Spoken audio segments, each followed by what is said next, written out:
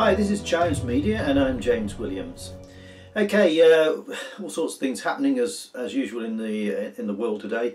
I wanted just to focus on the split within the UK Parliament of there's 8 Labour MPs have left the Labour Party, resigned the Labour Party, and a further 3 MPs have resigned the Conservative Party, and they've come together apparently to form what they call the independent group. The reasons for them leaving, there's a common reason that they both groups are very strongly remain and very anti-Brexit, and they feel that the likes of Rees-Mogg, it is in the Conservative Party, the likes of Rees-Mogg and his little group of pro-Brexiteers have hijacked Theresa May's thinking and are driving the political party, the Conservatives, into a Brexit that nobody wants, well, except for the 17.5 million people who voted for it, the majority. And I think actually probably it was a lot more than the 17.5 million, but we'll settle for that as a win. I think there was a lot of jiggery-pokery stuff going on. There was a heavy media bias against Brexit, and in spite of that, the people voted for Brexit. And there are all sorts of good reasons why they should support Brexit and continue to do so. Not least of all because the lot of the Remainers, I say a lot of the Remainers, the critics of Brexit are very, very quick to say, oh well, they're a bunch of racists and xenophobes and all that stuff. Yeah, well, hang on a minute. Perhaps a lot of people don't like being ruled by a dictatorship, an unelected bureaucracy from another country.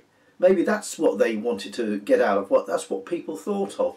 And as I've said before, I met thousands of different people. I went to 10,000 houses in Portsmouth alone. I didn't speak to everybody because you can't possibly do in the time, but I spoke to quite a few, and the people gave a great deal of thought about it, because let's face it, when it comes down to things, whether it's Brexit or immigration or whatever it is, or we go to always going to be the working class, the normal working class people who are going to be the most effective. They're going to be most affected by it. They're the ones who have to go put their lives on. They're the ones who have their jobs at risk. They're the ones who have their communities destroyed. They've had a huge intake. There's what's the Labour Party membership? So over 500,000 members compared to some 125,000 for the Conservatives. And believe it or not, I think the SNP have got more members than the Conservatives have, Scottish National Party. The Conservative Party is in crisis, and I think perhaps the 120-odd thousand members they declared is probably flattering. And when you look at it, well, most people don't want to be associated with political groups. The 500,000 or so that joined the Labour Party did so, I think it was like £2 a membership or something. But it's brought in a lot of other minority type groups. It brought in a lot of Muslims. The number of Muslims in Parliament, I think it's 15. It's not huge, but it's growing all the time. And the Muslim intake into the Labour Party has been quite substantial. I think they're probably most of the intakes. Well, there's a traditional thing that Islam hates Judaism. It's all in the Quran. You don't have to. I'm not making it up. You can check for yourselves. What was it? I wrote it down here. When Donald Trump moved the American embassy from Tel Aviv to Jerusalem, the media, the anti-Trump media, which is virtually all of them, said, "Oh, there'll be what did they say? There'll be an Arab street uprising against this sort of thing." Well, there wasn't anywhere, because it went to the BBC and co. went to the Damascus Gate, waiting for all these offended Arabs to come out who weren't offended. They just took it for granted. And they didn't come out, but they did in different parts of Europe. I mean, the London embassy, they came out and they were shouting, what was it?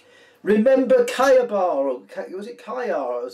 Which is a battle back in the 7th century when the Jews of Medina were massacred. They lined up 600, 700 men, Jewish men, and beheaded each one of them, and that was in front of Muhammad. You know, that's what went on. This is the base of it. And you know why? Because the Jews would not accept Muhammad as the prophet. And he held that as a grudge against them. And that since that time, there's been nothing but Jews. Wherever you find Jews, kill them. That sort of stuff. It's endemic within the ideology, the Islamic ideology, to kill and persecute Jews. They're not welcome. I think it was last time I counted, Sweden, which has embraced all these potential anti-Semites. If they aren't all anti-Semites, I don't know if they are all, but a significant number are. If their ideological religion believes that they are, what the individuals believe is another matter. But there's about 1,000 Jews left in Sweden. 1,000. They're fleeing. They're going away from the place. East End of London, apparently. East End of London, which was apparently, I never frequented the place. I don't go to London very much at all.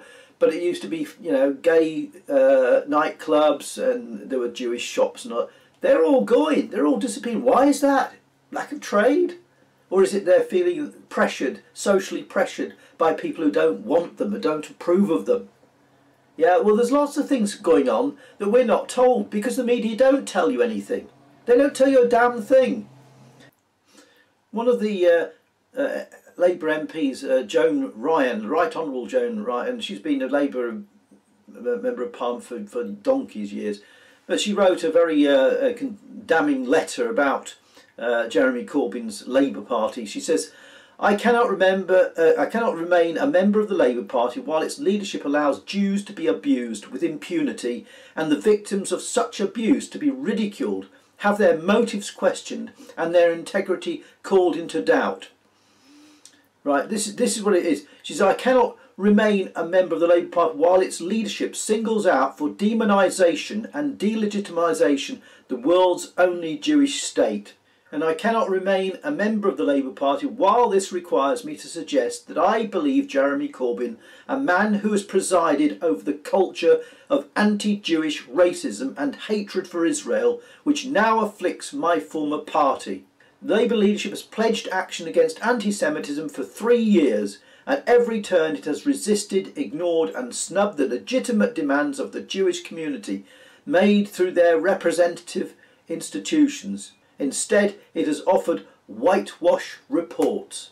For now, anti-Jewish racism, we are told, cannot be eradicated within the party, and it would be foolish to pretend otherwise. The Jewish community has made clear that it believes a Jeremy Corbyn government would be an existential threat to it. The mindset, ideology and worldview that tolerates anti-Semitism poses a threat to the British public, Jew and non-Jew alike. And it criticised him for supporting the likes of Iran and the Ayatollahs and that, But the thing is, they can't cleanse the Labour Party of anti-Semitism because there's a contradiction there. They will not accept that largely it's been due to the Muslim element within it as part of their ideological belief. It doesn't matter whether the Muslims individually are nice people or not nice people. The ideology is anti-Jew by nature and anti-Christian, anti-Kafir, I should say, because there's two lots of people in the terms of Islamic doctrine. There's Muslims and Kafirs. Everybody else that's not a Jew, not a Muslim, is a Kafir. So if you're not a Muslim, you're a Kafir. And even there's been going on a civil war within Islam itself. Sunnis and Shiites have been killing each other in thousands brutally for years, and it's been brought to the UK and to Europe and is going on. There are more Muslims killed by other Muslims than by non-Muslims. People they keep going on about the right wing, the far right. The far right are not the bloody problem; they're the distraction. Do you know back in 1917, at the time of the Russian Revolution, the Bolsheviks were trying to point to the far right and the right wing as being a threat to the revolution, when they were the ones who went off and then massacred millions of people because they were the wrong sort. The Kafirs, or they owned a bloody cow or something. That made them capitalists, peasant farmers, and so. This is just madness. And you see, nobody in the media says anything. They're all prepared to condemn Tommy Robinson, who actually, whether you like Tommy Robinson or not, is the one person who actually does say it. Does say what's going on, for God's sakes. I set aside whatever criminal convictions he's got, because they're nothing things. And they're things that have been dug into to find something on him. I bet you every one of the people watching this could have some conviction or some criminal charge made against them because you did something wrong or said something wrong in your past. Nobody's clear. People, we all live in glass houses and none of us should throw stones. But the thing is, if the only person to come out with what is actually going on, the rape of children, which is still going on, right? It's still going on today. Rape of children, it's on an industrial bloody scale. You know, this is still going on. You've got anti-Jews and anti-gays, all this stuff. All these minority groups being attacked by Islamic extremists and those who just see it as an opportunity to kick off on them. You know, this is what really is going on in Britain and across Europe. And nobody says a bloody thing, because they're afraid to be called racist. And they're called far right. Far right has no meaning whatsoever. When you see an article by Peter Hitchens or anybody other clown that starts off far right or hate mongers, you know that piece is rigged and is already decidedly bigoted against that group of people. The far right are not killing anybody. They talk about the Finsbury Mosque. Apparently the person who died there wasn't run over, they died of a heart attack, I don't know what it was.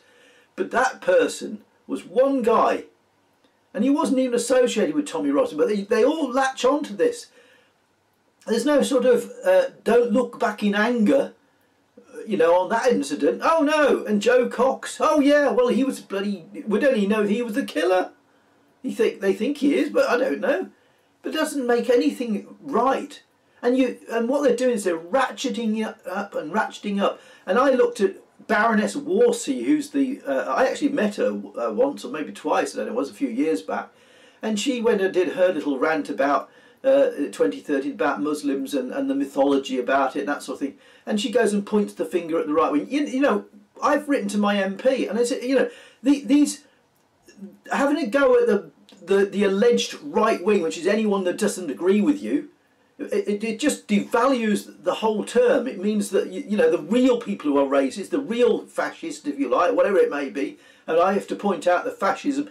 And interestingly enough, Nazism was anti-Jew, and that's now in the Labour Party. So if you want to vote for a Nazi party, Labour Party's your thing, because they are there, present and active and doing stuff, you know. But you know, we've got to. If you don't talk to the other side, you don't include the likes of Tommy Robinson in the dialogue and other people like him, then what are you doing? The government is causing the divide because it refuses to engage with people like Tommy and Robinson. It doesn't want to address him. It sees him as an extremist and unacceptable. He is a citizen of this country, of Britain. He is entitled to a voice, and so are his followers, and they deserve a voice. And maybe they got some solutions that you don't want to look at, but they deserve to be listened to. Okay, until next time, take care of yourself.